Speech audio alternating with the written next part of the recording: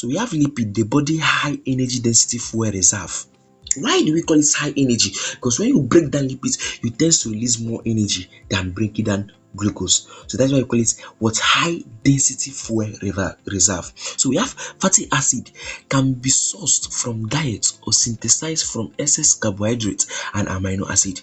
They represent our main form of stored energy. So lipid is the way we store energy. Remember that I said when you eat carbohydrate, lipids and proteins, the end products most times are acetyl-CoA, which will now undergo what we call lipogenesis. Lipogenesis is the process by which we convert acetyl-CoA to fatty acid, because we are trying to synthesize triglyceride or fat, or what we call fat. So when this fatty acid have been synthesized, what will now happen? We will now join fatty acid together with glycerol to form what? Triglycerol, or to form what? Triglyceride.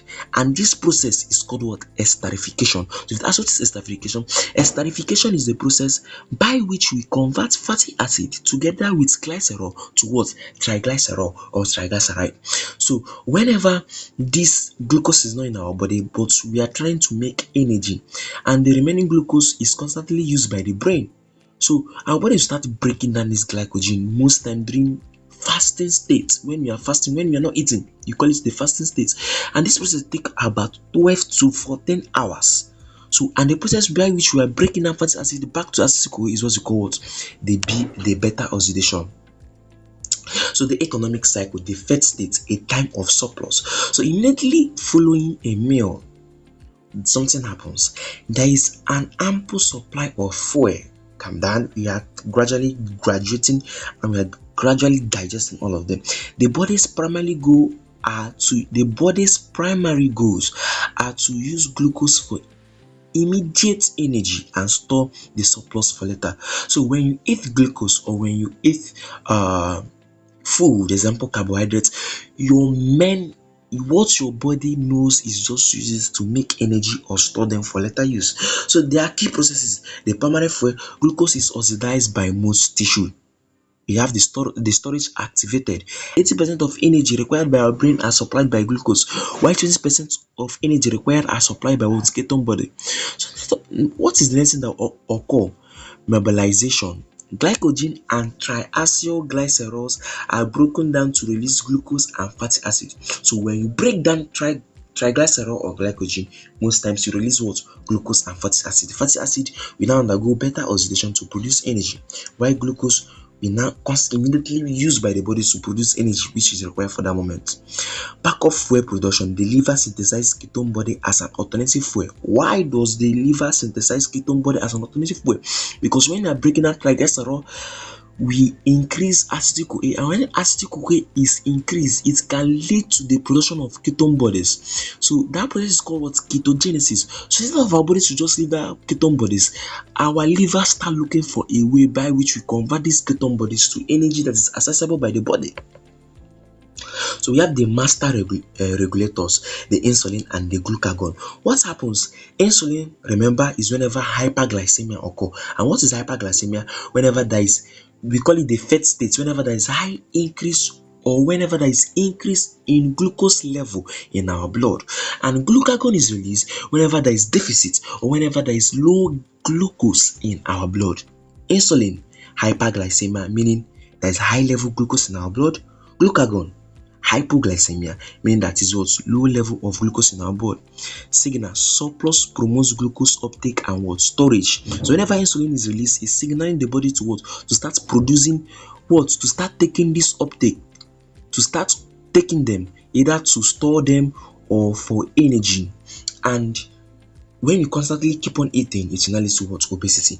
So during the fasting state, glucagon is released for what? To start metabolization of the stored fuel. What are the stored fuel? The triglycerol, the fatty acid, the glycogen. Our body start breaking them down in order to produce energy. So these hormones act as primary signals that control the flow of fuel and shift between storing and what? Spending.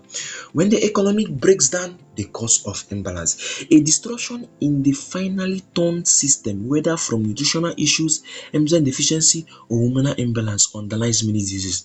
So when this insulin is not functioning, it can lead to diabetes. We have the type 1 diabetes, we have the type 2 diabetes. The type 1 diabetes is caused due to what? When you lack insulin, It now leads to hyperglycemia. And type 2 diabetes is caused whenever you have insulin but it's not functioning. So be careful. So as you eat and your food are constantly digesting, there is the reason why you should praise the Lord.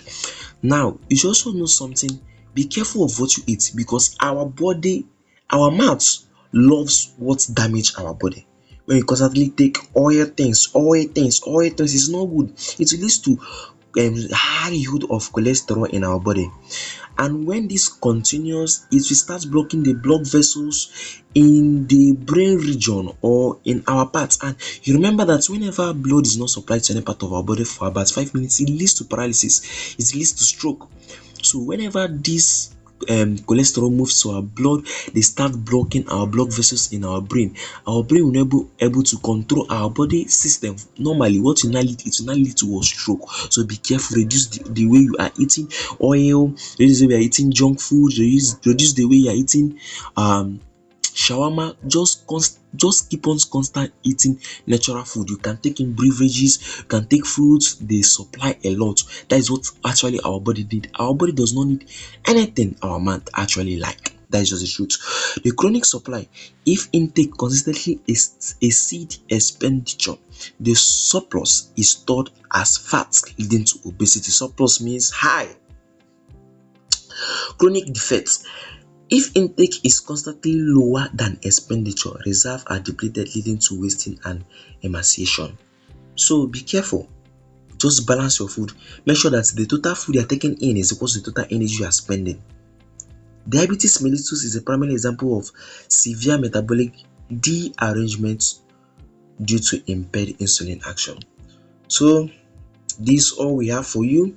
Remember, the elegance of balanced metabolism is not merely a collection of chemical pathways.